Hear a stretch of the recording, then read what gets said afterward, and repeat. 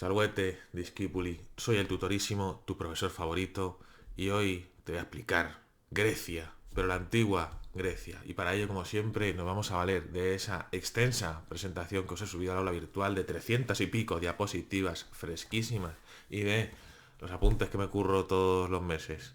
Así que ya sabéis, con esto a mano, con el cuaderno a mano y vamos para allá. Vamos a ir ya rápido porque este tema pues va a durar. Este vídeo debería durar. Bueno, pues ya hemos visto la prehistoria, ya hemos visto las primeras civilizaciones, Mesopotamia y Egipto, pues la siguiente que nos toca es Grecia. Y dentro de Grecia, pues vamos a ver el orden cronológico, ¿no? Es como cuáles son sus orígenes, las diferentes etapas históricas que son la arcaica, la clásica y la helenística. Hay más, pero bueno, la oscura es muy oscura. Y ya por último, pues temas ya más de sociedad, economía, religión, arte y todo lo que es el saber griego. Así pues, vamos a empezar con el primer punto, que son los orígenes de la civilización griega. Pues bueno, ¿qué tenemos que saber aquí? Lo primero, que es la Hélade. La Hélade es básicamente Grecia, ¿no? Grecia en griego se dice Hellas y eso se traduce como Hélade en castellano. Pues la Hélade son todos esos territorios donde van a vivir o donde se han instalado en esta época de la antigüedad los griegos, que viene a ser el sur de la península de los Balcanes. O sea, los Balcanes es todo esto de aquí que estoy señalando con el ratón, toda esta península enorme, ¿no? Que más o menos la delimita el Danubio. Pues todo el sur de esta península balcánica y las costas de Asia Menor. Asia Menor es como llaman los antiguos a lo que hoy en día es la península de Anatolia, que es la República de Turquía. Pues aquí, en esta zona, en esta costa oriental, perdón, occidental de Asia Menor, también vamos a encontrar, como podéis ver aquí, un montón de asentamientos griegos. Y a todo ello los griegos lo llaman Hélade, que viene a ser pues el país de los griegos o las tierras donde viven los griegos. Aunque aquí lo tendríamos un poquito más cerca, ¿no? El sur de los Balcanes y la costa, lo que se llama la costa jonia, ¿no? Pero la costa occidental de Asia Menor, que es esto de aquí, la península de Anatolia. Y bueno, ¿y qué es lo que, aparte de vivir aquí, ¿no? Otra de las cosas, o la cosa quizá más fundamental que determina el ser griego para un griego de la antigüedad, es hablar griego, ¿no? Que el griego es este idioma que tenéis aquí en esta descripción, ¿no? Por lo tanto, para ser un griego tenías que ser, uno, nacido en la Hélade, dos, hablar griego. Si no hablabas griego, te llamaban bárbaro, ¿no? A todos aquellos a los que no hablan griego, a todos los extranjeros de fuera de Grecia, les llaman los griegos bárbaros, ¿vale? Todos los que no hablan este maravilloso idioma que, si queréis, podéis pediros como optativa en el bachillerato, ¿no? Y bueno, y este sería el alfabeto, que muchas de las letras ya sabéis que os suenan de matemáticas. Vamos a ver cómo van a hacer la civilización griega. Y el primer periodo de la historia de la Grecia antigua es esto de aquí, que viene la época minoica y micénica, que yo lo he agrupado con la época oscura, ¿no? Luego vendrá la época arcaica, la época clásica y la época helenística. Recordad que este eje cronológico que hemos hecho en el cuaderno, pues hay que sabérselo. Y hay que saberse las fechas. Y recordad que, a pesar de que aquí ponga algunas fechas, estas en concreto, algunas las hemos redondeado. Aquí le hemos redondeado al 1200 y aquí lo hemos redondeado al 500, ¿no? Porque tampoco es que varía mucho y realmente es en el 499 cuando empieza la época clásica, pero bueno, el 334 y el 146 sí que hay que sabérselo. Por lo tanto, vamos a ver desde el nacimiento de las primeras civilizaciones griegas, que vamos a ver que va a ser la minoica, hasta que el reino de Macedonia es conquistado por la República Romana y se termina la Grecia independiente. Vamos a empezar con los minoicos y los micénicos. Primero, con las primeras civilizaciones griegas son la minoica y la micénica. La minoica, que se llama así por el rey Minos, es la primera civilización y es la que se desarrolla en la isla de Creta. Creta es una isla que está en el sur del mar Egeo, ¿vale? Que es el mar en el que están las islas griegas. Y vamos a ver que aquí se van a desarrollar se han encontrado diferentes ciudades con palacios, siendo los más famosos el de Noso, el de Festo y el de Malia. Pero vamos, el más famoso de todos es el palacio de Nosos, o Noso, depende dónde lo veas escrito, que es este de aquí. Es una civilización que se basaba en el comercio marítimo, ¿vale? Que construya este tipo de palacios para administrar pues su territorio y su economía. Y esto es pues el yacimiento arqueológico del Palacio de Nosos, que es quizá el mayor o el mejor conservado, que todavía conservado son las pinturas, algunas pinturas, porque hay otras que están restauradas. Y más o menos pues algunas estancias y bastantes cimientos, ¿no? De lo que era el palacio. Y es muy famosa pues por estas columnas rojas cuyo fuste es más ancho en la parte superior. Y también es famosa por las pinturas, los frescos, con frescos una pintura en la pared que se han conservado dentro. Este es el fresco de los delfines, este es uno muy famoso que es la taurocatapsia, y bueno, el trono de Minos, las damas de azul, y los barcos de Akrotiri, que por esto sabemos bueno, entre otras cosas, ¿no? Sabemos que la base de su economía era el comercio y el comercio marítimo, no en vano viven en una isla, ¿vale? Y bueno, ya eran tan avanzados que hasta tenían incluso canalizaciones, ¿no? Para, por ejemplo, expulsar las aguas fecales, ¿no? De los palacios. Y bueno, no solamente existe Noso, también está Amalia, está Festo, y bueno, os he traído alguna fotito más. Esta civilización ya conoce la escritura, ¿vale? O sea, no son prehistóricos, y esta escritura se llama lineala. Es una escritura que no ha podido ser descifrada, pero que se piensa que es la antecesora de la escritura griega. Y bueno, también es famoso pues este tipo de estatuillas como la de la diosa de las serpientes o este hacha doble que se llama Labris. Y bueno, esta civilización va a caer en desgracia tras la erupción de un volcán, en concreto el volcán de la isla de Tera, que hoy en día se llama Crotiri, si no recuerdo mal, y esto pues va a hacer que se arruinen cosechas, que no se pueda navegar y que muera mucha gente. Por lo tanto, el relevo de esta civilización lo van a coger los micénicos. Y ya para terminar, la civilización minoica, donde se desarrolla el famoso mito de Dédalo e Ícaro del laberinto con el Minotauro, que estos son los que diseñan el laberinto. Ícaro luego sale a volar, pero se acerca mucho al sol, se le derrite la cera que le pega las plumas y se muere. Y bueno, Teseo y el Minotauro tienen lugar en Noso, ¿no? En el laberinto donde pues llega dentro con Ariadna y demás, ¿no? O sea, no vamos a contar aquí los mitos porque nos podemos tirar toda la hora. Pero es muy bonito y lo recomiendo mucho. La siguiente cultura que vamos a ver es la cultura micénica. Y esta cultura micénica aparece más o menos, ahí veis que pone 1400, aunque realmente seguramente sea un poco antes, sobre el 1600 antes de Cristo. Y es una cultura que se desarrolla ya en la Grecia continental, o sea, sobre todo en esta zona de aquí. Si bien es cierto que tuvo el control de varias islas y sabemos que tuvo el control de Creta, su origen está aquí, de hecho, en el Peloponeso. La ciudad más importante es la ciudad de Micenas, que es esta de aquí, aunque hay otras también pues como Orcómeno o como Tirinto. Y este pueblo, que sabemos que también se dedican, aquí los tenemos en contexto, con el resto de civilizaciones de Mesopotamia y de Egipto, esto es el Imperio Nuevo Egipcio y esto es el Imperio Asirio, pues esta civilización micénica sabemos que aparte de dedicarse al comercio, como decía, va a ser un pueblo guerrero. Y esto lo sabemos porque sus ciudades, al contrario de lo que pasa con las micénicas, todas las que se han encontrado tienen grandes murallas, y luego porque se han encontrado muchísimas armas. Aparte de por los restos de, por ejemplo, las pinturas, que también se ven guerreros, ¿no? Esto es la reconstrucción de la ciudad más importante, la de Micenas, que, como podéis ver, bueno, pues esto es su aspecto actual y se puede visitar. ¿Vale? Y dentro de Micenas pues es muy famosa esta puerta de aquí, aparte de sus muros con esto se llama un paramento ciclópeo, ¿no? Porque son grandísimos bloques de piedra. Es muy famosa esta puerta que se llama la Puerta de los Leones, ¿no? Esta es la parte de adelante y esta es la parte de atrás. Fijaos qué pedazo pedrolos, ¿no? Hay aquí para hacer este palacio. Y bueno, y para que veáis también el tamaño de las murallas, ¿no? Esto es una persona, o sea, son murallas bastante grandes para la época. Y bueno, esto es Tirinto, que es otra ciudad, que siempre pongo foto de más de un sitio, ¿no? Y bueno, dentro de esto es muy famoso, dentro de la arqueología, esta máscara de aquí de oro, que es la máscara de Agamenón. Agamenón es el rey de Micenas que lidera a los griegos en la guerra de Troya.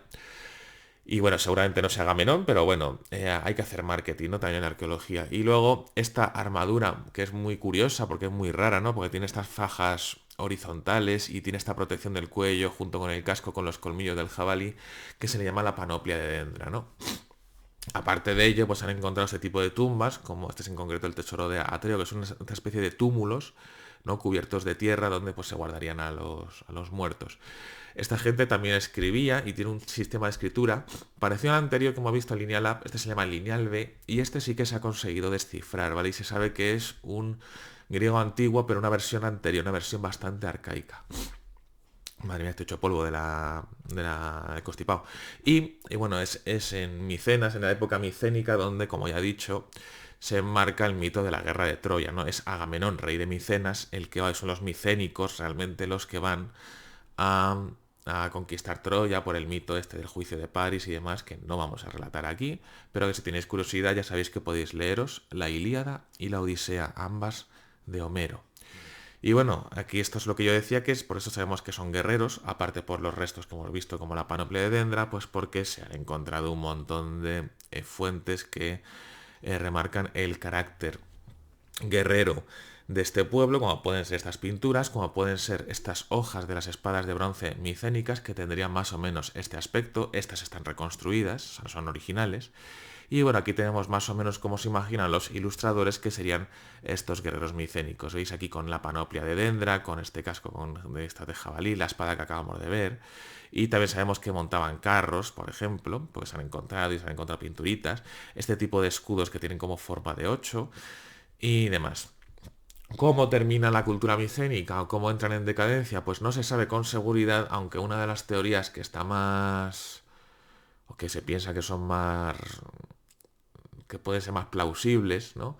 Es la invasión de unos pueblos extranjeros y en concreto de la invasión de los dorios. En cualquier caso, lo que sabemos es que de repente las ciudades dejan de ser bollantes, ¿no?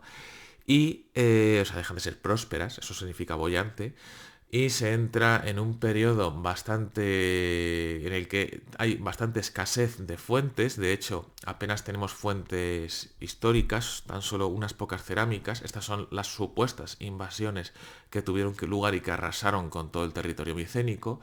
Y este periodo se le llama la época oscura, que más o menos iría desde el 1200 hasta antes de Cristo al 800 antes de Cristo.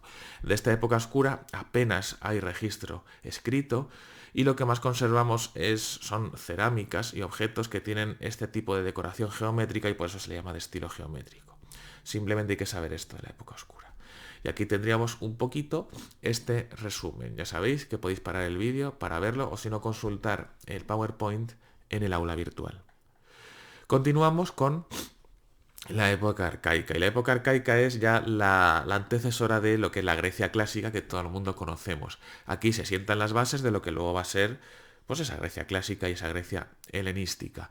Y lo fundamental que vamos a ver aquí es cómo surgen las polis y las colonias. Por lo tanto, Dios mío, es que estoy lleno de mocos. Vamos a ver que los griegos se van a organizar en polis. Y un polis significa, es una palabra griega que nosotros la traducimos como ciudad-estado. Los griegos no forman un solo país, sino que forman multitud de pequeñas, o se viven en multitud de pequeñas ciudades que son independientes entre sí. O sea, cada ciudad es independiente, tiene su propio gobierno, tiene sus propias leyes, tiene por supuesto su propio ejército, tiene sus costumbres y tiene su propio territorio. ¿Vale? O sea que digamos que la antigua Grecia, a pesar de que todos son griegos y tienen la misma cultura y hablan en la misma lengua, están divididos en multitud de pequeños países, pequeños estados, pequeñas polis, ciudades-estado. Cada puntito que veis aquí es una ciudad-estado, ¿no? ¿Cuáles son las más famosas? Atenas, Esparta que está aquí, Corinto, Tebas, etcétera, ¿no? Había miles, había cientos. Y en esta ciudad-estado esta polis, pues más o menos tenía esta estructura, ¿no? Era siempre una ciudad amurallada con un territorio. Y bueno, las partes de la polis las veremos más adelante, así que de momento me la voy a saltar. ¿Cómo se van a gobernar estas polis? Pues vamos a ver diferentes tipos de gobierno en función de pues quién tiene el poder y cómo se consigue el poder. Los gobiernos en los que solo interviene una persona pueden ser o bien una monarquía, cuando es un rey, o sea, es un régimen hereditario. Esto quiere decir que los hijos van a heredar el poder, o sea, hay una familia que gobierna, que es una dinastía, ¿no? Por ejemplo, si yo soy el rey, pues mi hijo, cuando yo me muera, va a ser rey después de mí. Esto es lo que tenemos, por ejemplo, hoy en día en España, ¿no? Que pues cuando Felipe VI se muera o abdique, va a gobernar la que hoy es la princesa Leonor. Por otro lado, si el gobierno es de una sola persona, pero se ha tomado el poder por la fuerza, o sea, no ha sido hereditario, no lo has heredado de tu padre, entonces estamos en una tiranía y el gobernante es un tirano. Por otro lado, en las formas de gobierno colectivas, si tenemos un pequeño grupo de hombres que suelen ser los más ricos, a los que los griegos llaman los aristoi, los mejores, es el que tiene el poder, esta aristocracia, entonces el gobierno se le denomina una oligarquía. Una oligarquía quiere decir gobierno de unos pocos. Mientras que el último tipo de gobierno va a ser la democracia. En la democracia intervienen en el gobierno todos los ciudadanos. Luego más adelante veremos que los ciudadanos son solo los hombres libres. Y a estos ciudadanos se los va a elegir o bien mediante el voto o bien mediante un sorteo al azar. Y pues como ejemplos tenemos bueno, una misma polis puede haber pasado por diferentes tipos de gobierno, ¿no? Aquí tenemos a Pisístrato, que es un tirano de Atenas, tenemos a los reyes de Esparta, que eran dos familias diferentes. Esto es una cosa muy peculiar, ¿no? Era una diarquía que se llama, o sea, dos reyes que gobernaban a la vez de familias distintas. Una oligarquía podía ser Esparta, en la que el gobierno principal lo tenían un grupo de 5 personas que se les llama los éforos. Y por último, pues la democracia más famosa es la democracia ateniense del siglo V a.C. y su gobernante más famoso es Pericles. Todo esto de Atenas y Esparta también lo veremos un poquito más adelante. También en esta época, la época arcaica, o sea, a partir del siglo VIII, vamos a ver que los griegos van a fundar colonias. Entonces, ¿qué es una colonia?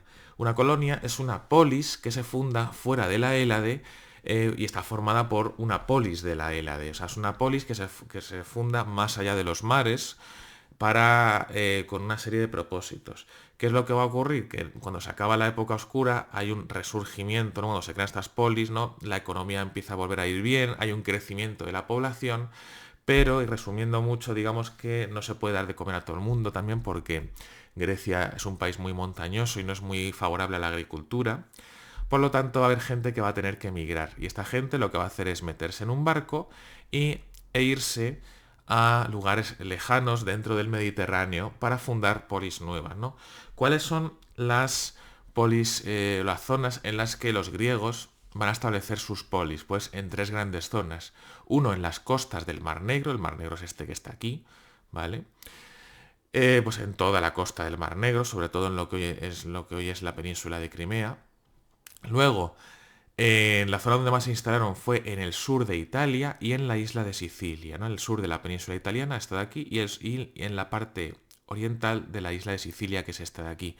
A esta zona los griegos la llaman la Magna Grecia, acuérdense de este nombre.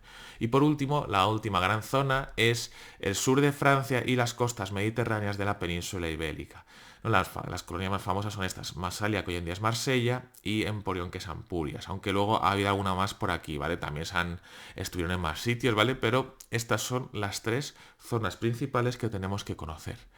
Y pues algunas fotitos, ¿no? Esto es Siracusa, que es una de las principales ciudades de Sicilia, en la Magna Grecia. Esto es Ampurias, que está en la provincia de Gerona, aquí en España, ¿vale? Y se conserva pues bastante bien lo que son los cimientos, el plano de la ciudad.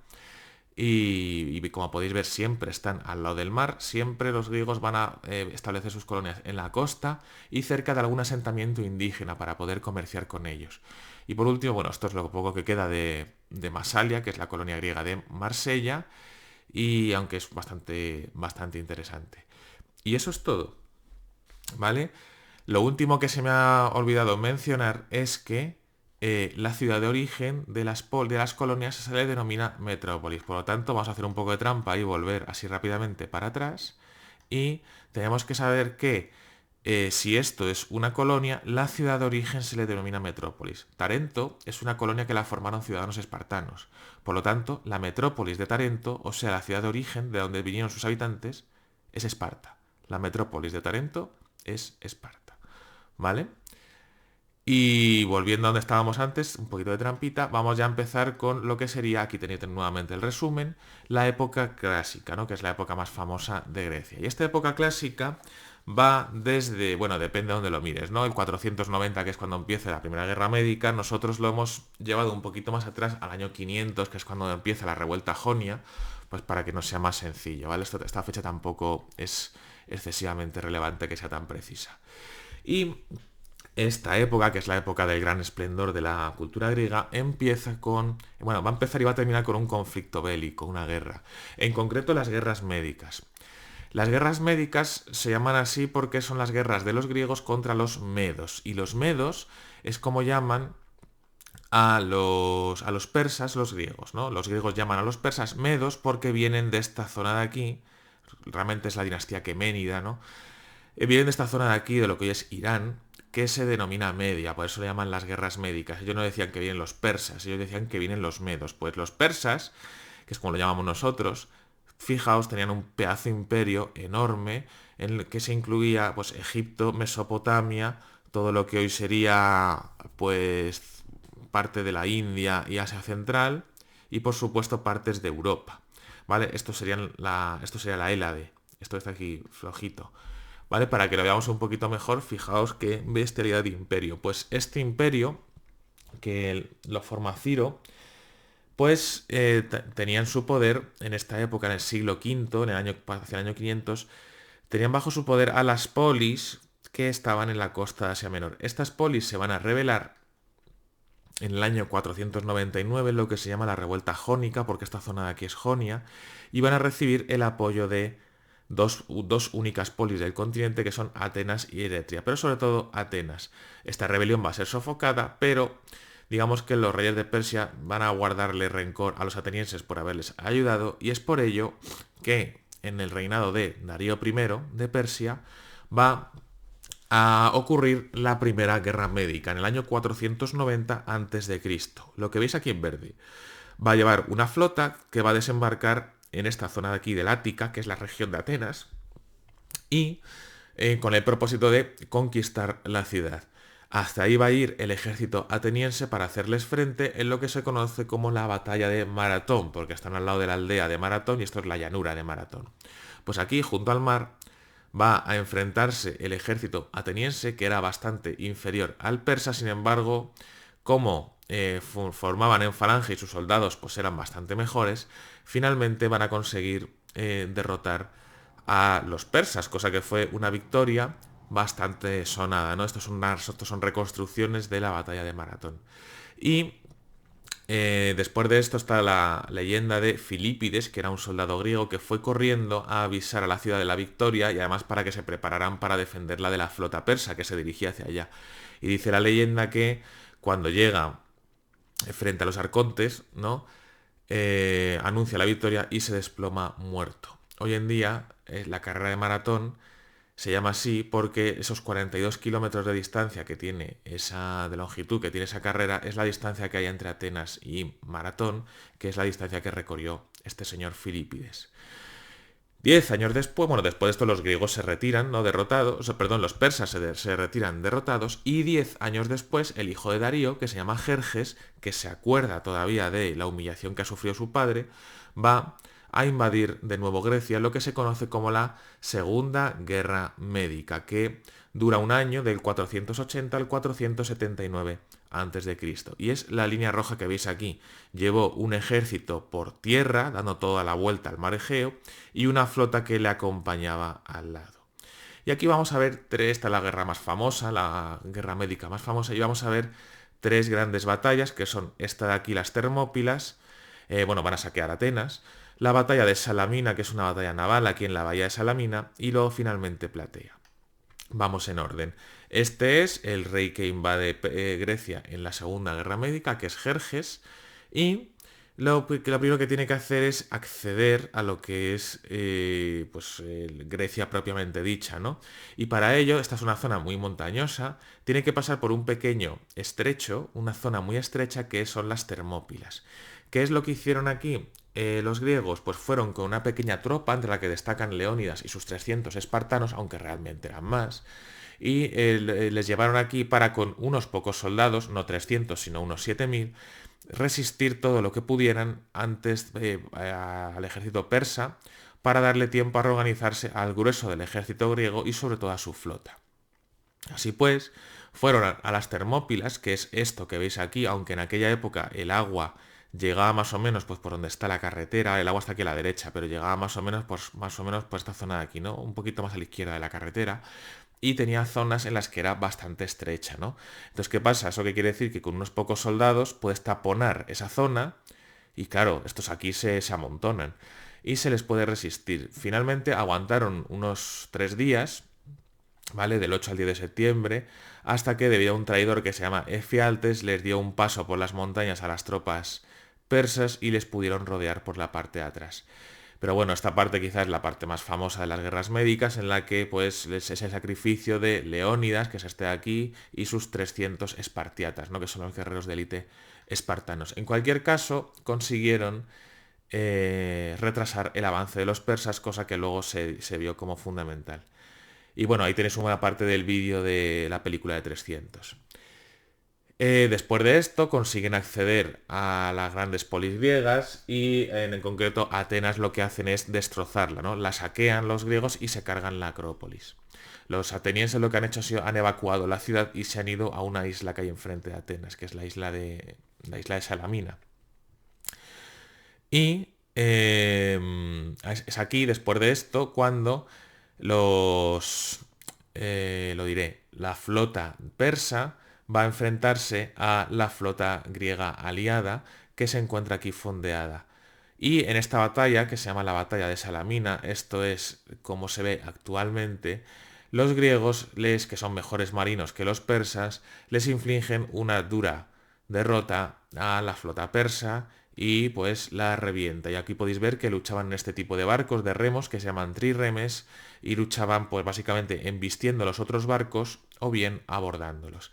Jerjes estaba viendo, o sea, fue testigo de la batalla desde un promontorio cercano, ¿no? Y el pobrecito ahí, hemos perdido. Bueno, finalmente, después de esto, Jerjes se marcha a Persia y a la campaña del año siguiente se queda un general persa que si no recuerdo mal se llama Mardonio y para terminar la conquista, pero es derrotado en una batalla terrestre esta vez, en la batalla de Platea, que se encuentra más o menos cerca de Tebas, de la polis de Tebas.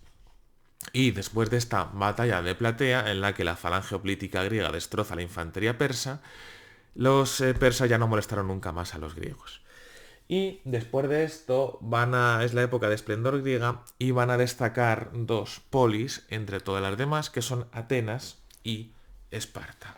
Vamos a ver cómo funciona primero Atenas porque es bastante interesante.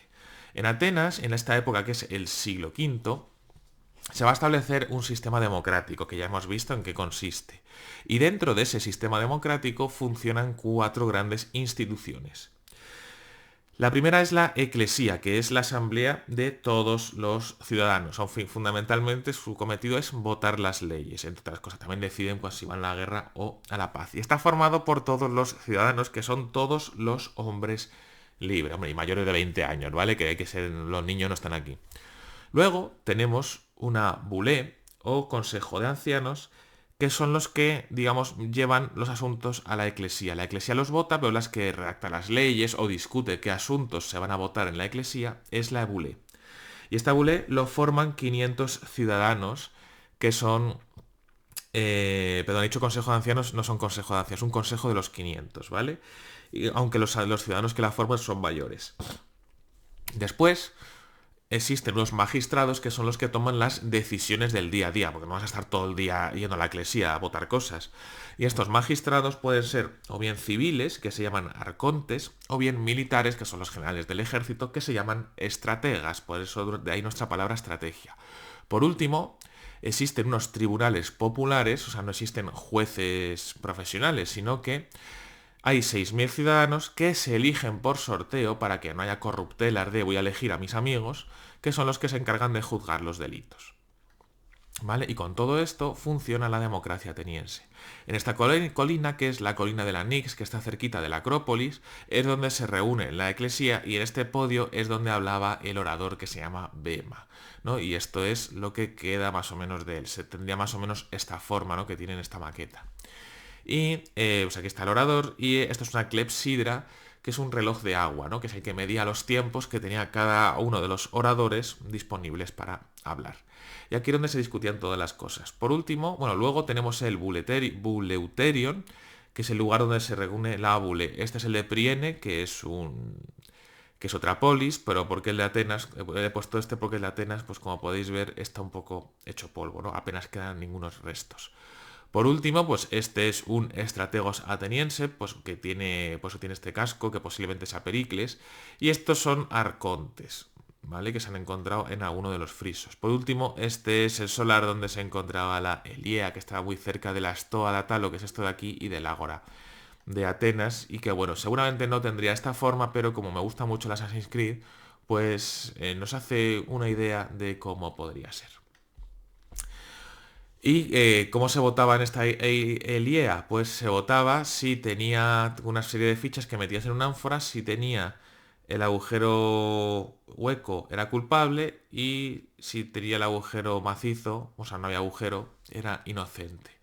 ¿No? Y cómo se elegían los ciudadanos que formaban parte de la Elía con esta máquina que se llama Cleroterion, en la que se escogían ciudadanos al azar. Aquí debería haber un vídeo, pero no sé por qué no sale.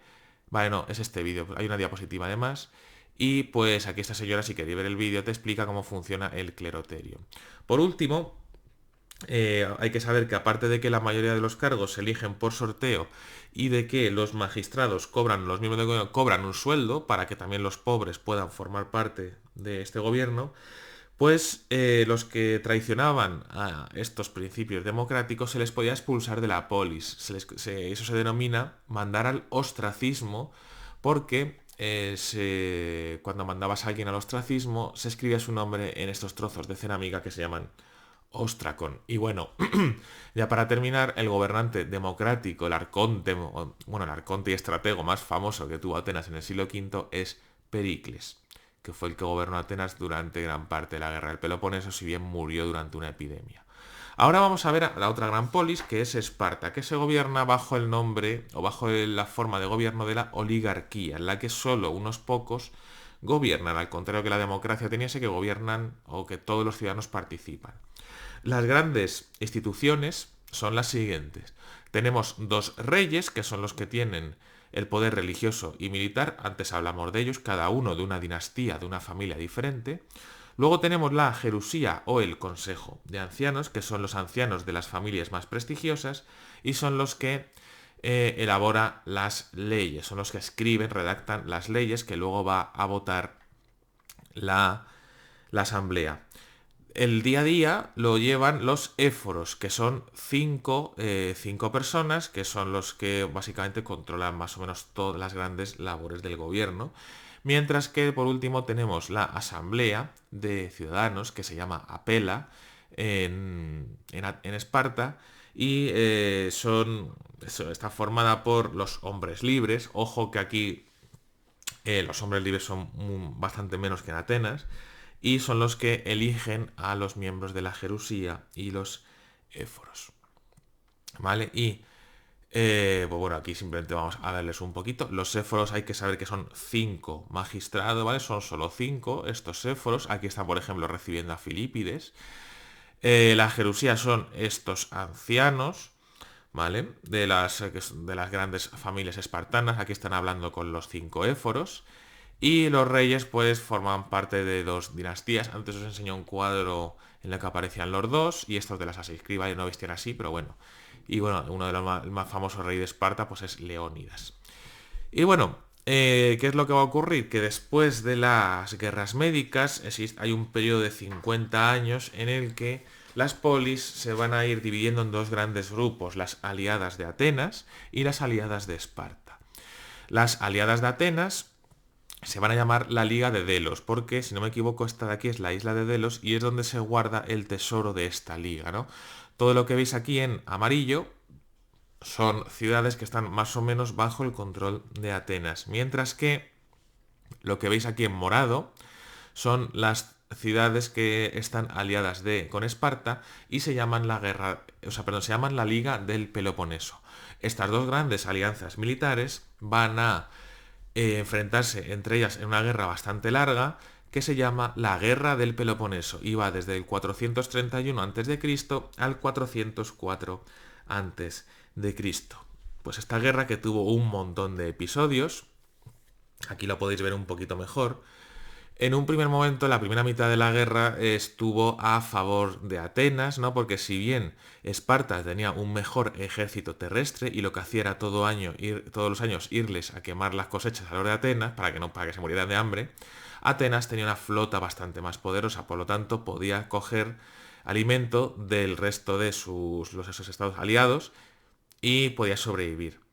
Pero bueno, va a llegar un momento, bueno, estos son diferentes episodios. En Potidea ganan los atenienses a los corintios. Aquí está Sócrates, que el gran filósofo que participó en esta guerra. Aquí está en Olpa los atenienses atacando a los espartanos.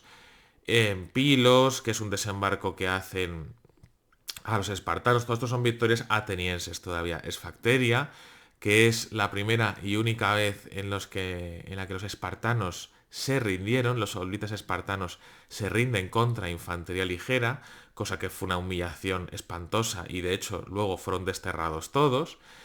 Y ya luego más adelante, pues vamos a ver que las tornas van a cambiar. Y bueno, todas estas batallas las he puesto por curiosidad, ¿no? Pero vamos, y porque las fotos pues molan bastante, ¿no? Y finalmente van a ser los espartanos de la Liga de Delos, como podéis ver luchaban en falanges, y aquí ya van a cambiar las tornas y van a ser los espartanos los que empiecen como en Mantinea, los espartanos y sus aliados, a conseguir victorias, sobre todo después de una desastrosa expedición que hicieron los atenienses para capturar las colonias de la Liga del Peloponeso en Sicilia, en la Magna Grecia. Va a ser un desastre, van a perder gran parte de la flota y finalmente aquí en Egospótamos pues van a terminar, bueno, esto es la expedición de Siracusa, que es un fracaso, aquí veis cómo funciona una trireme y a partir de aquí ya el declive ateniense comienza, ¿no? Pierden gran parte de las tropas y al final en Egospótamos por fin la flota espartana, la flota del Peloponeso, gana a la flota ateniense y ya con ello pues los atenienses tienen que elegir rendirse porque si no se mueren de hambre y lo que van a hacer los espartanos es establecer una tiranía en Atenas, que es el gobierno de los 30 tiranos, 30 o 40 tiranos, creo que eran 30 tiranos, bueno, los tiranos, y entre otras cosas pues les obligan a destruir sus murallas. Con que sepáis que entre la Liga de Delos y la Liga del Peloponeso y que finalmente gana la Liga del Peloponeso Esparta, sirve. Y sobre todo, ¿qué es lo que va a ocurrir? Que después de 27 años de guerra, pues las polis, tanto Esparta como Atenas, como las demás, van a quedar bastante debilitadas. Y luego aparte porque se van a seguir pegando, luego van a venir los tebanos y demás. Y esto va a dar lugar a la intervención de los macedonios, y con lo que se conoce como la época helenística. Macedonia es un reino que se ubica aquí, en el norte de Grecia, bastante más al norte de las principales polis. Su capital es Pela y si bien eran de cultura griega, eran despreciados por el resto de los griegos, ¿no? Porque decían que era un pueblo de pastores. Y en esta época, en el siglo ya cuarto que nos encontramos, después de la guerra del Peloponeso, va a haber un rey que se llama Filipo II, que aprovechando la debilidad de las polis griegas, este señor de aquí, Filipo II, y digamos que desarrolla un ejército poderosísimo, estaba tuerto porque perdió un ojo en una batalla, y va a aprovechar y va a conquistar todas las polis griegas, prácticamente todas las de la Grecia continental, salvo Esparta. Y lo hace debido a que tiene, o digamos, desarrolla esta innovación militar que se llama la falange. En concreto la falange macedonia, porque falanges hay muchas, la falange oblítica también existe. Esta falange macedonia consistía en 256 hombres que portaban una sarisa, que es una lanza de unos 6 metros de largo, y que formaban de esta manera, formando un pedazo bosque de lanzas, y con un montón de sintagmas formabas una línea que era impenetrable de frente, como podéis ver aquí. A ver quién es el guapo que pasa por aquí de frente. Entre sus contras es que era muy lenta y que era muy poco maniobrable, pero vamos, o sea, tú con esto avanzas y no te para ni Dios. ¿Vale? Y así es como pues cómo se formaría, ¿no? Esto sería aquí, esto es una formación típica del ejército macedonio, esta infantería pesada sería la falange y luego, por supuesto, como todos los ejércitos, pues tienes infantería ligera y caballería en los flancos. Y bueno, Filipo II, después de conquistar toda Grecia, quiere lanzarse, su sueño es conquistar el imperio persa, pero pues no puede hacerlo porque es asesinado. Y Después de esto toma el poder su hijo, que es Alejandro III, posteriormente va a ser conocido como Alejandro Magno, cuyo tutor fue el famoso filósofo Aristóteles y que va a recuperar el sueño de su padre, que es la conquista del imperio persa.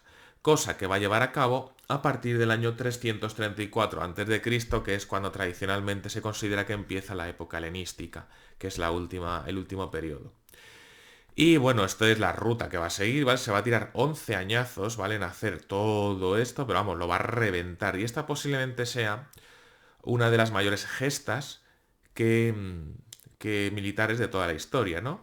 Y vais a ver que pasa por un montón de sitios, lo vamos a ver ahora en detalle y sobre todo nos tenemos que quedar con esto de aquí, que es el río Gránico, las grandes batallas, el río Gránico, Isos, que está aquí en Siria, Gaugamela, que está aquí en Mesopotamia, y luego vamos a mencionar esta de aquí, que es el río Hidaspes, la batalla del río Hidaspes contra el rey Poro de la India.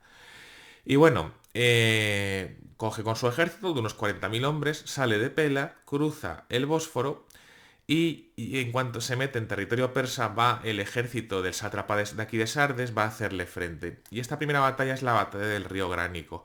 Alejandro siempre mandaba la caballería y siempre mandaba él a la derecha. Y más o menos el ejército macedonio pues siempre se formaba de la misma manera, ¿no? Con la falange en el centro, con la caballería e infantería ligera, sobre todo la Tesalia, aquí en la izquierda, y con la caballería pesada macedonia, que se llaman los compañeros, en la derecha. Y bueno, Alejandro siempre además mandaba, o sea, él iba con sus tropas, ¿vale? No era el típico general que se queda en la parte de atrás dirigiendo, sino que él luchaba junto con sus tropas, que se llaman los compañeros. Aquí le tenéis con su caballo bucéfalo, que está cruzando el río Gránico, y de hecho aquí estuvo a punto de morir, pero un soldado, es famoso esto, un soldado justo le cortó el brazo al persa que iba a matarlo. Y bueno, pues aquí es una victoria aplastante del ejército macedonio. Aquí tenéis, ya hemos visto la caballería, aquí tenéis a la falange haciendo frente a otra falange griega, por cierto, porque los persas tenían mercenarios griegos. Y en cualquier caso son derrotados. Posteriormente es famoso el asedio de Mileto, que es una de las polis de Asia Menor bajo control persa que no se quiere rendir ante Alejandro, pues toma, ¡boom!, arietazo a la muralla. Y Halicarnaso, en el cual también tuvo que asediar y que, bueno, usaba este tipo de tortugas que eran muy curiosas para rellenar el foso que tenían enfrente de la muralla. O este tipo de torres que se llaman Helépolis. Pero bueno, vamos a continuar. También es famoso durante su tránsito por Asia Menor el episodio del nudo gordiano. En la ciudad de Gordio había un nudo atado aquí a una yunta, ¿no? Que decía la leyenda que el que fuera capaz de desatarlo, era un nudo muy enrevesado, el que fuera capaz de desatarlo gobernaría el mundo. Viene Alejandro, coge, saca la espada, lo corta y dice, dan tanto da cortarlo que desatarlo. Y de hecho terminó conquistando el mundo. Bueno, la segunda fase es esta que veis aquí. Por aquí ya ha pasado esto, Asia Menor, por aquí ya ha pasado, y vamos a ver que es la fase en la que conquista Siria, Palestina y Egipto. Y lo conquista tras ganar aquí arriba al principio en la batalla de Isos, en la que se enfrenta a otro ejército persa, esta vez comandado personalmente por el rey persa, que es Darío III. No confundir con Darío I, que es el de la Primera Guerra Médica. Y pues en esta batalla, pues como podéis ver más o menos, las formaciones son parecidas. Nuevamente Alejandro lucha junto con los compañeros, y es aquí donde esta batalla de Isos es la que refleja este famoso mosaico que se encontró en Pompeya, en la ciudad romana que quedó oculta bajo las cenizas del Vesubio. Y bueno, aquí simplemente podéis ver estos escudos cuadrados de mimbre, ¿no?, que usaban los persas. Y bueno, finalmente es derrotado. Darío se tiene que retirar y se retira a Mesopotamia, el corazón del imperio persa. Mientras tanto, Alejandro va por la costa de Siria. Y otro episodio muy famoso es el asedio de Tiro. Tiro es una ciudad fenicia que estaba bajo control persa y que era una isla frente a la costa. Como Alejandro no tenía muchos barcos, pues le costó bastante, y aparte que ellos tenían flota, le costó bastante asediarla. Y como no tenía barcos, pues ¿qué es lo que tuvo que hacer? Aparte de usar este tipo de armas de asedio, lo que hizo fue se cascó una pedazo de rampa tirando arena en el mar, para que sus tropas pudieran acceder a las murallas. Y bueno, esto lo que hacían los tiritas, los de Tiro, no sé cómo se dicen, es mandar a barcos incendiarios contra estas torres y en 2 ocasiones consiguieron destruirlas. Más de un año se quedó Alejandro en esta ciudad, ¿vale? Asediándola. ¿Veis? Aquí tenéis ese barco suicida, ¡boom!, estrellándose contra las torres. Este es el mismo barco de aquí, aunque finalmente la tercera, pues ya consiguieron llegar a la ciudad, abrir una brecha y ya pues masacrar a los de Tiro.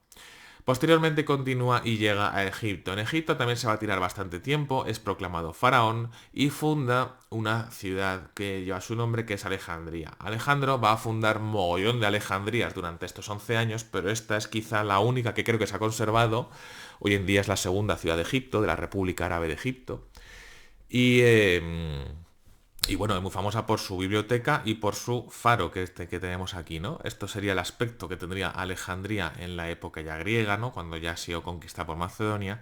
Y es muy famoso esta torre con una llama en su parte superior que servía para orientar a los barcos y que estaba ubicada en una pequeña islita que se llama la isla de Faros. Por eso hoy en día los faros se llaman así, faros, ¿no?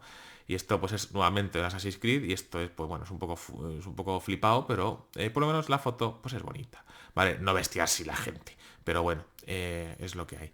Y lo otro muy famoso es esta biblioteca que sufrió un grave incendio y fue destruida, si no me equivoco mal, en el siglo IV o en el siglo V, creo que en el siglo IV, después de Cristo, o sea, muchísimo después, en época ya romana. Y bueno, Alejandro se quedó bastante tiempo, fue nombrado faraón, aquí visitó el oráculo de Amón en Sigua, que es un oasis que está en medio del desierto, o sea, se dio una vuelta bastante grande, ¿vale? Y aparece en los relieves que ya hemos estudiado de Egipto, ¿no? Este es Alejandro Magno enfrente del dios Amón.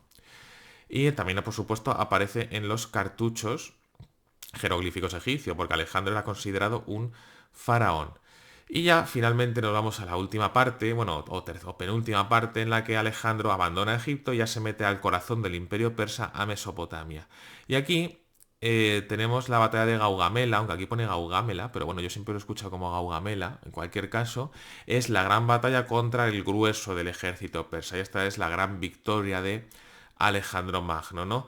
Que además estuvo a punto de no ganar, ¿no? Porque su ala izquierda fue derrotada, como podéis ver aquí, y se rompió la falange y Alejandro tuvo que, si bien él ganó el ala derecha, tuvo que darse la vuelta por aquí para ir a ayudar a su ejército. Y bueno, es muy famosa, ¿no? Aquí tenéis a Alejandro enfrente de la falange. Esto es un fotograma de la película de Alejandro Magno. Los persas usaron este tipo de carros falcados que tenían cuchillas en el eje de las ruedas y cometieron el error de tirarse a lo loco contra la falange y bueno, fueron reventados, ¿vale? La falange aguantó bastante, si bien es cierto que eso, que el ala izquierda, bueno, claro, a ver cómo no vas a aguantar con este muro de flechas, ¿sabes? De flechas, de lanzas. Y bueno, pues aquí tenéis a Alejandro, como siempre, mandando la caballería de compañeros. Y aquí tenéis la escena dentro de esa película que no vamos a ver porque dura bastante.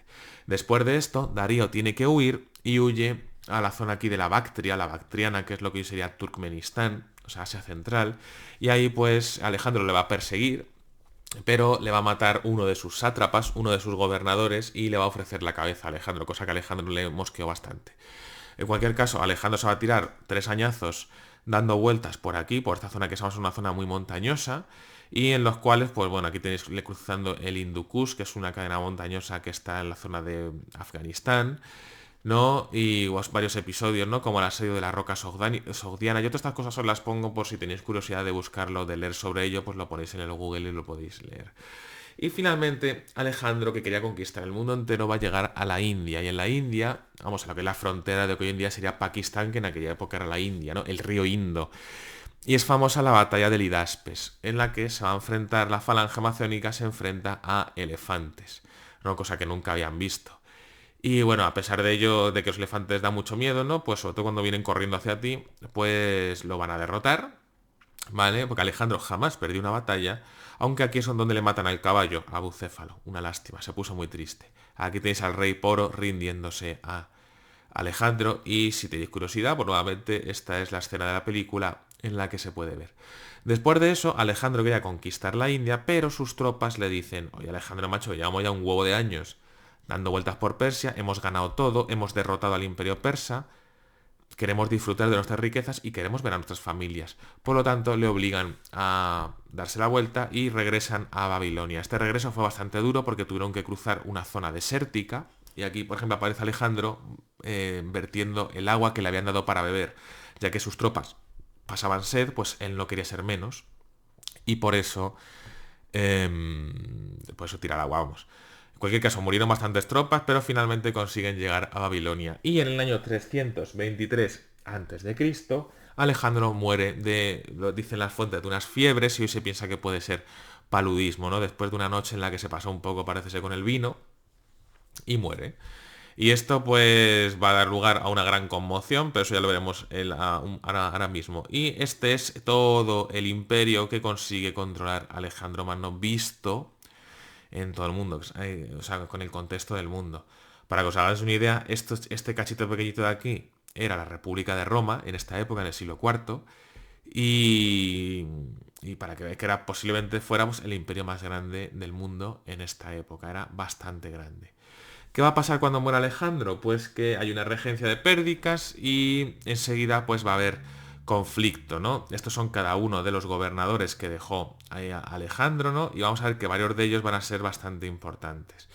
Hubo además bronca porque enseguida la tumba, o sea, el cadáver de Alejandro, que él quería ser enterrado en Alejandría, de Egipto, pues bueno, en principio hay una movida porque en principio no quieren, parece ser que la madre que era Olimpia maneja ahí un poco con pérdicas para que se vaya para Macedonia, pero finalmente interviene Ptolomeo, bueno, hay un montón de cosas. En cualquier caso, la tumba de Alejandro, que viajaba en este catafalco, llega a Alejandría y enseguida van a los generales de Alejandro se van a repartir su imperio y van a luchar entre ellos en lo que se llaman las guerras de los diádocos. En cualquier caso, pasados unos años van a quedar tres grandes reinos en lo que era antes el antiguo imperio de Alejandro, que es el reino de Antígono, el reino de Ptolomeo y el reino de Seleuco. Antígono se va a quedar Macedonia, Ptolomeo se va a quedar Egipto y Seleuco se va a quedar con la gran parte de Asia. Como podemos ver aquí, Antígono se queda con el territorio original de Macedonia y Grecia. Ptolomeo va a ser faraón de Egipto y va a constituir él la dinastía 33 de Egipto, o sea, la última dinastía de Egipto, que es la dinastía griega, la de Cleopatra. Y ya por último, los reinos, o sea, vamos, joder, lo diré, todo lo que sería el territorio asiático va a caer bajo el reino de Seleuco, aunque bien esto enseguida se va a independizar, o sea, realmente luego va a ser mucho más pequeño. Pero bueno, así es como se divide y estos son los reinos a los que luego se van a enfrentar los romanos. Aquí tenéis nuevamente el resumen y ya vamos a terminar, que estamos acercándonos a la hora de vídeo hablando de las cosas más aburridas.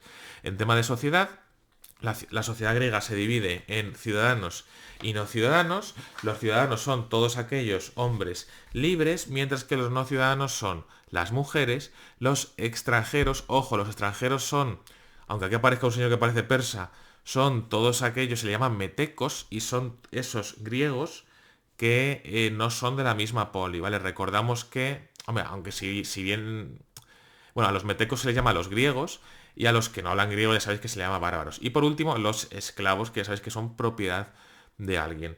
Mientras que las polis, esto que os dije que íbamos a ver más tarde, todas tienen más o menos la misma configuración. Están cerca del mar, para poder tener puerto, están amuralladas porque están en continuo conflicto con sus polis vecinas, tienen una zona alta que se llama la Acrópolis, que es donde se ubican los principales edificios, fundamentalmente los templos, y una gran zona baja donde están pues casi todas las viviendas, y una gran plaza central que es donde se ubica sobre todo el mercado, que se llama Ágora. ¿Vale? Y luego aparte pues tendríamos el territorio circundante, que lo controla la polis y que es donde se cultiva. ¿No? Pues esto sería Atenas vista en Assassin's Creed con su Acrópolis y su zona baja. ¿Veis? Aquí tenemos ¿dónde está la Ágora? Supongo que será esto de aquí, el Ágora, que es donde parece que hay mercado, pero tiene su Acrópolis, su muralla y su puerto, aunque esta ciudad no está hecha proporcionalmente, pero bueno, es muy bonita. Y esto es una foto actual en la que se ve muy bien la Acrópolis de Atenas, que es una zona muy elevada y que en tiempos de guerra pues se usaba como refugio también. En temas de economía, los griegos se dedican pues, a lo que se dedica todo el mundo en esta época, ¿no? Que es a la agricultura, que es fundamentalmente el cultivo del trigo, la vid y el olivo, a la artesanía, casi siempre la artesanía sobre todo las cerámicas, que la cerámica griega era muy demandada, y al comercio, como podéis ver aquí, que está lleno de comerciantes, incluido el comercio de esclavos, ¿no? Y esto es el ágora, de hecho, de Atenas, ¿no? Para que os hagáis una idea. El comercio era sobre todo marítimo en este tipo de barcos y bueno, aunque esto es un barco de guerra, pero lo pongo porque mola, y son los griegos los que para mejorar, para facilitar el comercio, inventan la moneda. Estas son las primeras monedas que se inventaron, que son de electro, que es una aleación natural de oro y plata, si bien las monedas más famosas son las dracmas de plata, ¿no? Estas son dracmas atenienses, que es pues la principal moneda que se usó. Es ateniense porque se ve la lechuza de Minerva, bueno, de Atenea en este caso, y, y bueno, y de hecho la moneda de la República Griega antes del euro se seguía llamando dracma, para que veáis. La religión griega, yo creo que esto es algo de lo que más conocéis, ¿no? Que es una religión nuevamente politeísta, creen en muchos dioses, dioses además que tienen forma humana y que son inmortales, o sea, no mueren. Con saberse los dioses más principales, pues nos sirve, ¿no? Que son estos de aquí. Zeus, que es el rey de los dioses, su mujer, que es Hera, sus dos hermanos que controlan el mar, que es Poseidón, y Hades, que es el inframundo, no el infierno, que esto está mal.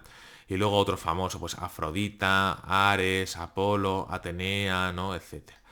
Y bueno, aquí ya tienes, cada uno tiene sus atributos, ¿no? Para poder, por ejemplo, el de Zeus es el rayo, ¿no? Y bueno, ellos pensaban, los griegos, que vivían en lo que es la montaña más alta de Grecia, que es el Monte Olimpo, ¿no? Que como podéis ver aquí, pues no hay dioses, pero bueno, ellos pensaban que vivían aquí en la cima del Monte Olimpo. Y aparte de eso, bueno, también pensaban que los dioses podían, ¿no? Influir en tu vida, ¿no? Y que se podía adivinar el futuro, por ejemplo, aquí en el oráculo de Delfos, que tiene esta pinta, ¿no?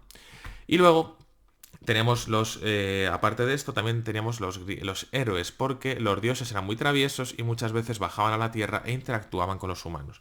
Fundamentalmente Zeus, ¿no? Que se acostaba siempre que podía, pues con mujeres mortales. Y de ahí, de la unión entre un dios y una mortal, normalmente una mujer, nacían héroes, de los cuales los más famosos son Heracles, que es Hércules, ¿no? Perseo, Teseo o Aquiles, que de esto seguramente hayáis oído hablar en la mitología griega. Aquí tenéis una canción de Destripando la historia de Hércules, como un montón, pues si la queréis ver. Ese canal es maravilloso para aprender sobre mitología. Y luego, aparte, por dentro de esa mitología, también tenemos criaturas fantásticas, ¿no? Tenemos Pegaso, que es el caballo alado. Tenemos la Hidra, que es un monstruo con muchas cabezas. Es uno de los trabajos de Hércules, el segundo trabajo, si no me acuerdo mal. Tenemos al Cancerbero, un perro de 3 cabezas que guardaba la entrada al inframundo. Tenemos grifos, tenemos centauros, mitad hombre, mitad caballo. Tenemos minotauro, mitad toro, mitad hombre, etcétera, etcétera. Hay muchísimos más. La mitología griega es muy rica y muy extensa. Y ya por último nos vamos a ir al arte y al saber. Recordemos que el arte no hay que sabérselo como tal para escribirlo, ¿no? O sea, hay que sabérselo, pero no lo voy a preguntar como pregunta de reacción, sino como pregunta de identificación. Saber las cosas. En arquitectura, bueno, los griegos buscan la belleza mediante la armonía y la proporción matemática de los edificios. Por eso vamos a ver muchas formas geométricas, fundamentalmente cuadrados y círculos. Los edificios principales son el teatro y el templo. En el teatro se... a ver que me quedo pillado.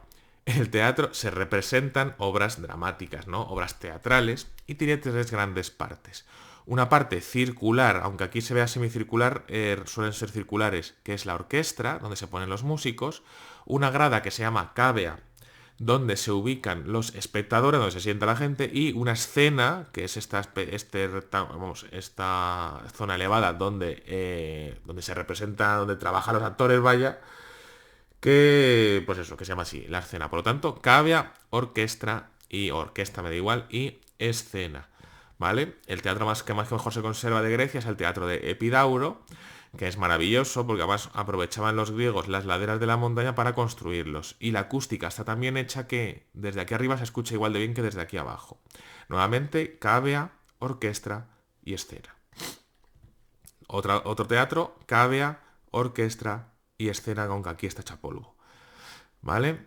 Luego, estos edificios se hacían de mármol, sobre todo los templos, que es lo que vamos a ver ahora. El mármol es una piedra de color así blanquecino, que que es muy bonita y que es muy cara, ¿no? Todo lo que tenemos cocina, bueno, yo no tengo cocina de mármol, ¿no? Porque yo soy funcionario, pero em, si habéis visto mármol, ¿no? Por ejemplo, en las escaleras o en algún edificio de estos, algún palacio que hayáis visitado de turismo, pues veréis que es una piedra bastante bonita.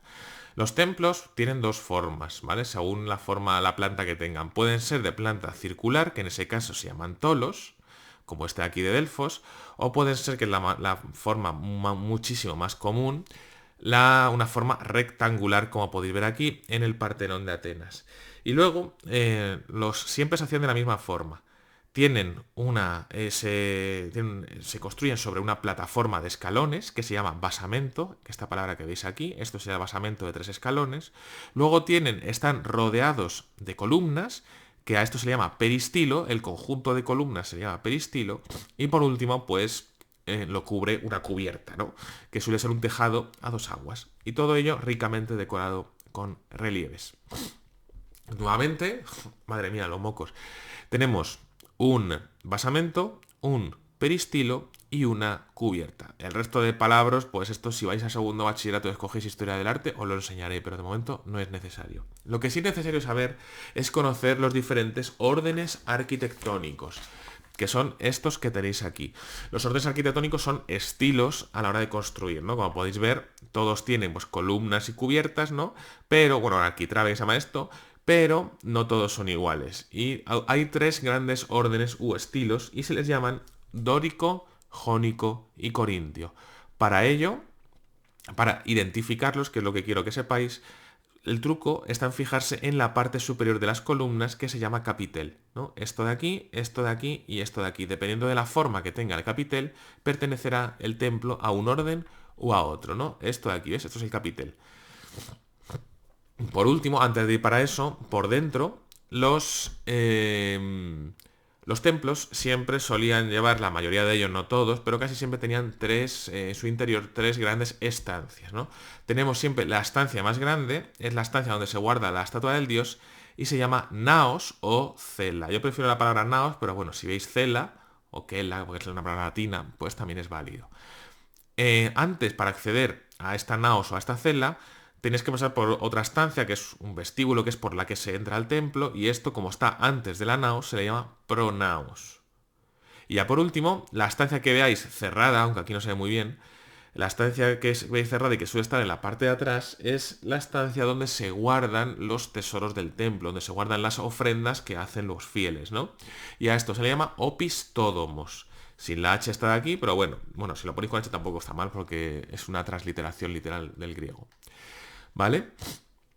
Por lo tanto, aquí lo tenemos, ¿no? Con su basamento, peristilo, cubierta, y aquí dentro en la cela, en la naos, tendríamos la estatua Atenea, en este caso, en el Partenón de Atenas.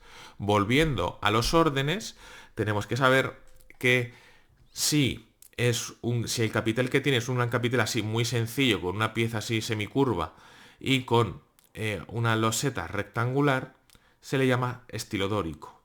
Si tiene este tipo de espirales que se les llama volutas, así con V, esto también es una voluta, pero bueno, si tiene 2 grandes volutas, se le denomina estilo jónico. Y ya si tiene un capitel mucho más elaborado con un montón de hojitas que se llaman hojas de acanto, que es una planta, se le denomina estilo corintio, orden corintio.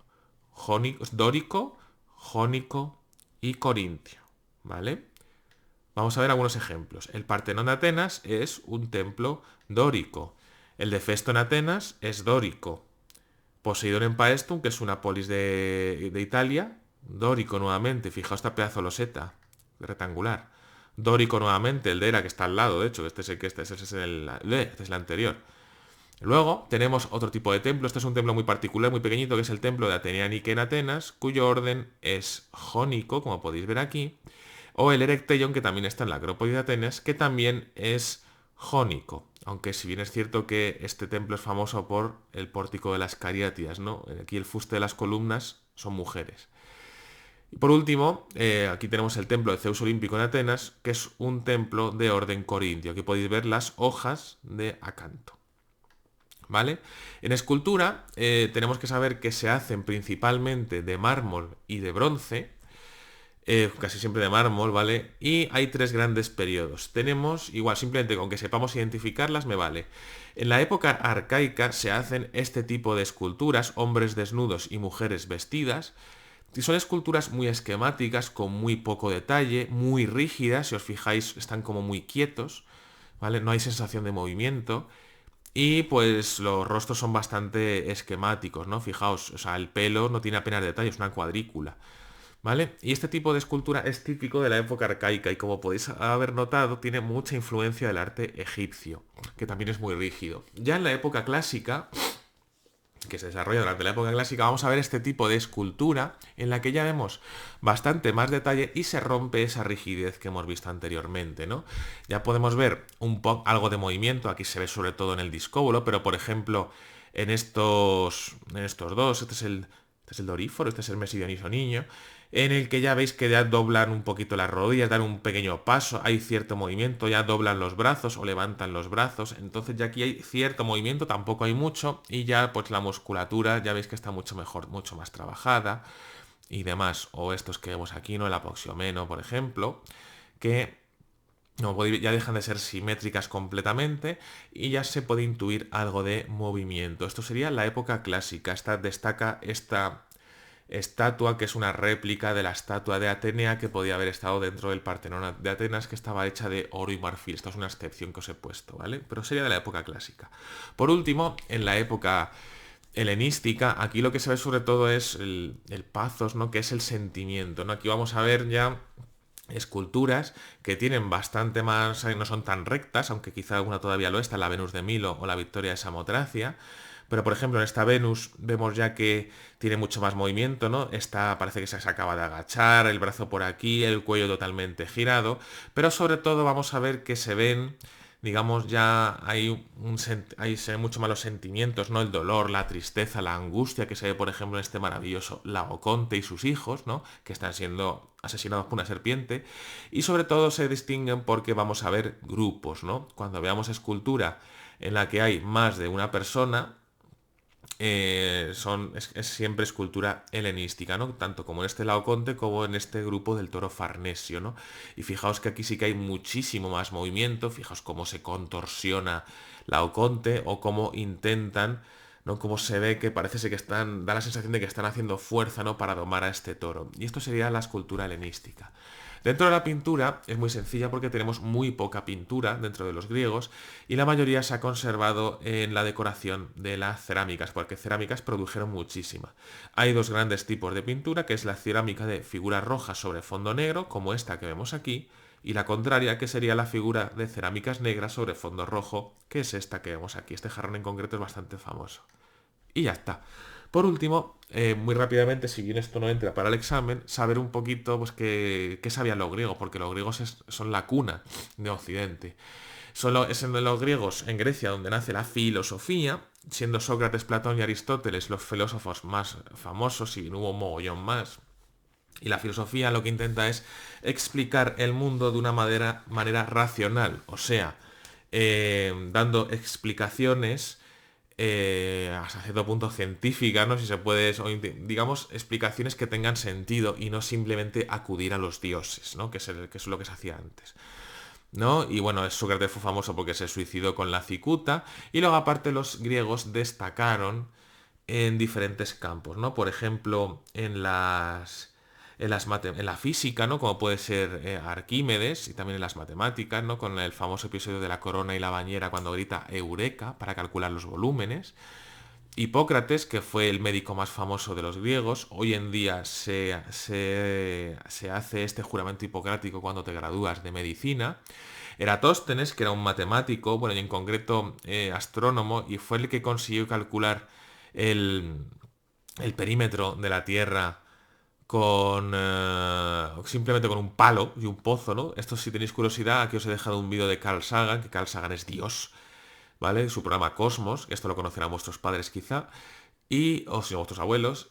Pitágoras en las matemáticas también, es el famoso teorema de Pitágoras de los triángulos rectángulos, ¿no? Que la suma de los cuadrados de los catetos es igual al cuadrado de la hipotenusa en todo triángulo rectángulo, esto lo estudiaréis en mates.